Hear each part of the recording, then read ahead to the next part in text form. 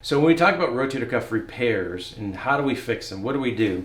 And so we'll talk about the same basic idea if you do an open, which means do a big incision, or we do it arthroscopic through small little incisions. The same basic idea is what we need to do is get the rotator cuff back down to the footprint or where the rotator cuff started from. This is the footprint, okay? So that's where the rotator cuff attaches. So let's say, for example, we have a rotator cuff that's torn and it's there.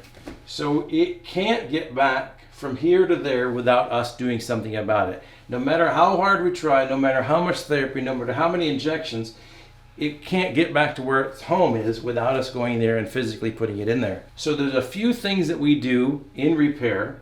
So one, we may debride or clean up this area. There may be some scar tissue on the bone, and we want the tendon to be directly laying on the bone because that's what's going to help it heal the best.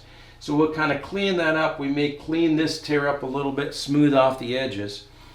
And then we'll put what we call an anchor. The anchor doesn't look like the anchor that we talk about in ships. The anchor actually anchors into the bone.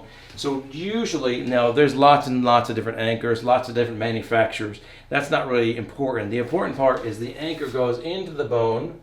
So oftentimes we'll use a little corkscrew anchor, so it looks like a little corkscrew goes in there, and this is hollow, and in the center of it there's suture, stitch, right? There's some, what we would use a really high tensile suture that's going to last. It's going to be really strong, and it's a permanent stitch. What we'll do is we'll use a specific kind of device that's going to take this suture and it's going to pass it through that tendon, and then we're going to capture. So we're going to have a couple sutures going through this. And what we're going to do through our little poke holes or through the open, we're going to pull on this tendon, pull on the suture, and the tendon is going to come back here. And then we're going to tie a special kind of knot to hold it down there.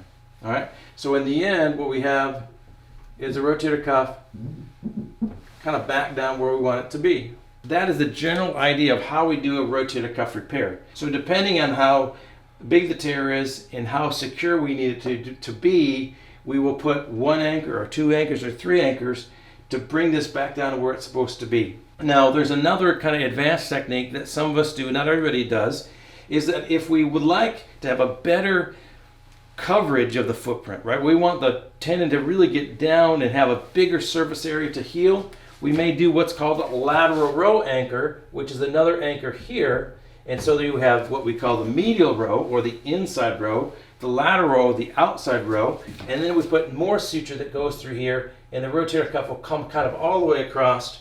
So it'll help have a more complete footprint, and that's called a double row repair, right? Inside and outside row. And so having a double row, if you look at the literature in orthopedics, if we have a big rotator cuff tear, a double row repair will probably be better in the long run to secure that rotator cuff to help prevent it from re-tearing again.